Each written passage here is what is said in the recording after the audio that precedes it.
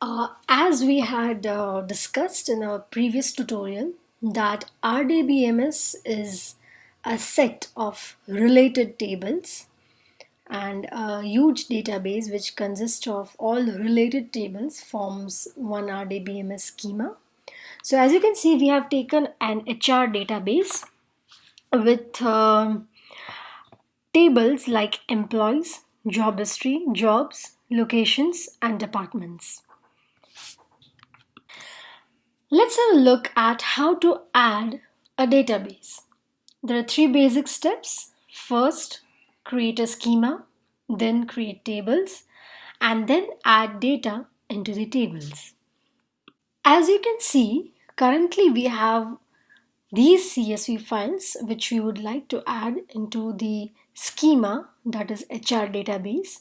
So basically we have departments, employees, jobs, job history, and locations. So these are all our CSV files which we would like to store in the HR database. Now, as an example, here is our department CSV file, and as you can see, we have four columns, all with different values.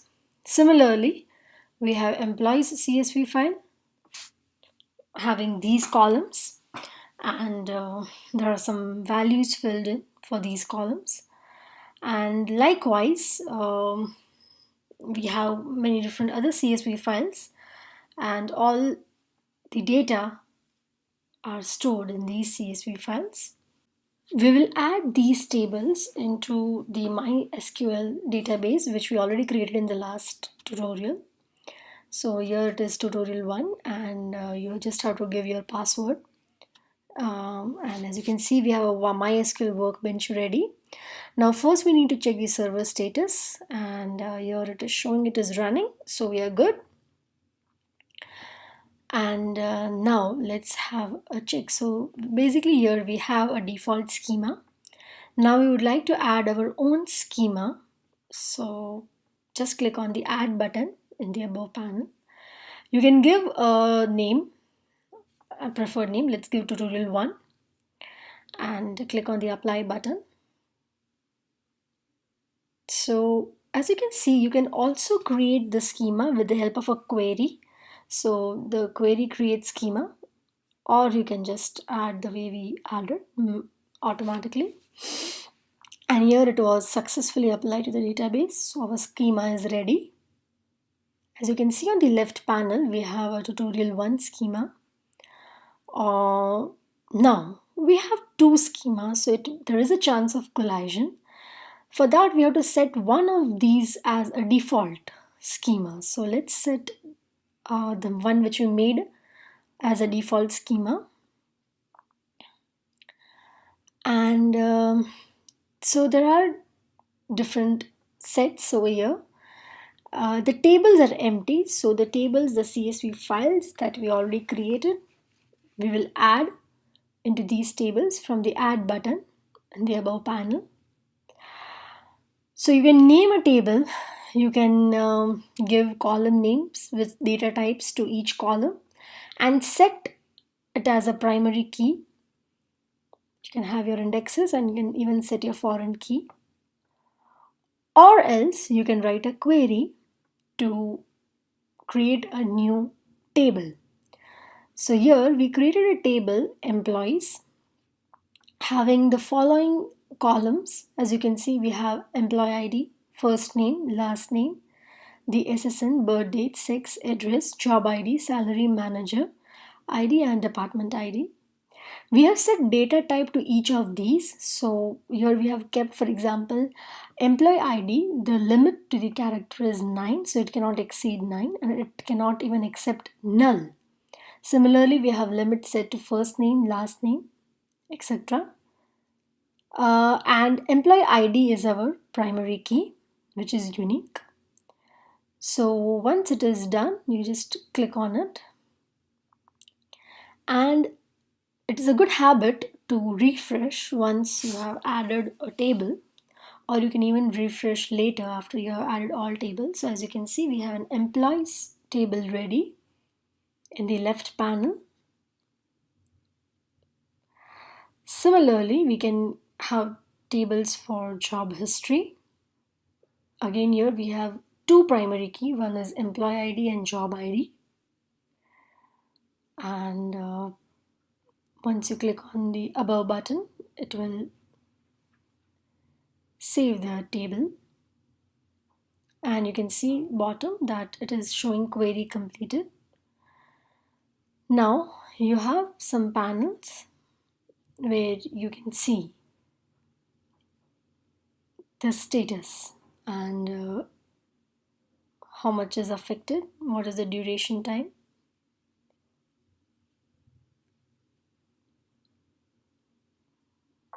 Similarly, we can have tables for jobs. We have the following columns and job ID is our primary key. Here we have kept the minimum salary and the maximum salary. The data type is maximum.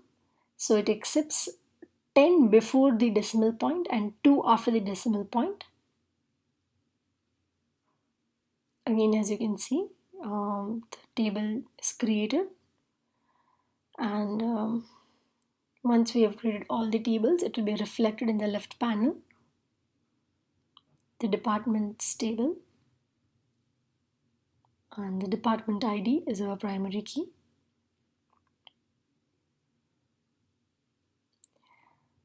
Here we have got an error.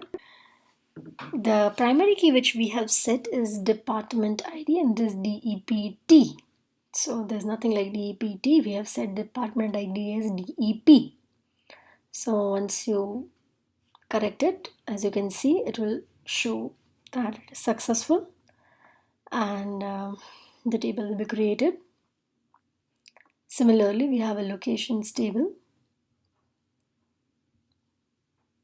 and we have the following columns to the location table. Again, here we have two primary keys. One is location ID and one is the department ID. And once again, the table is created successfully. So after all the tables are created, we will just add into the tables. So refresh all, and when you refresh it, you'll see that all the tables have been created. Departments, employees, job history, jobs, and locations. Now it's time to import data into these tables, because right now we have just created a structure of the table. The data is not yet imported, so we'll be importing it from our CSV file. So wherever we have stored a CSV file, we'll just browse it and we'll copy the path. And as you can see, you just use the existing table. Your table must be under tutorial 1, that is your schema. Now here it is very important that you check whether the data is in the correct column. So department ID, the data, department name, the data. So it is very important to check whether all the data are in the correct column. And once it is done, you just import the data file and click on finish. So as you can see, 3 records have been imported, which will be the status given to us. Similarly, you can insert data or import data into all the other tables from the respective CSV files. Make sure that you have everything under your database, that is tutorial 1 that you created. And the other thing that you have to check is every data is in the correct column name. So you can have a check over here. You can check each and every data in the respective columns. And if there is some mistake, you can correct it, flip it from here. And once it is ready, you can just click on next and click finish. So how much ever your records will be imported, it will be shown. And similarly, you can proceed for other tables too.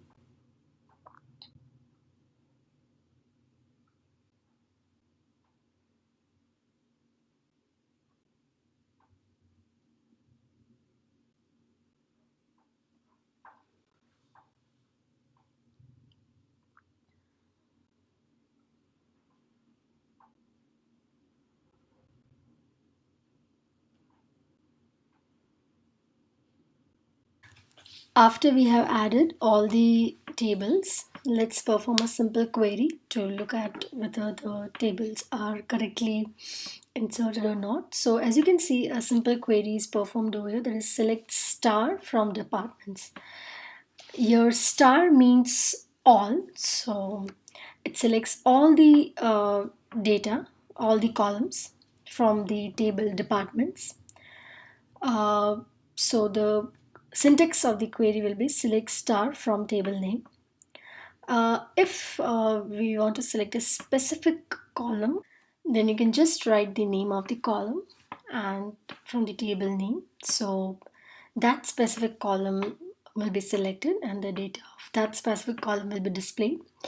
So as you can see, we are selecting all the data from different tables. This is just to check whether we have inserted the data successfully or not. That's it. So we will do the same for remaining tables. Job history, jobs, and pretty much all.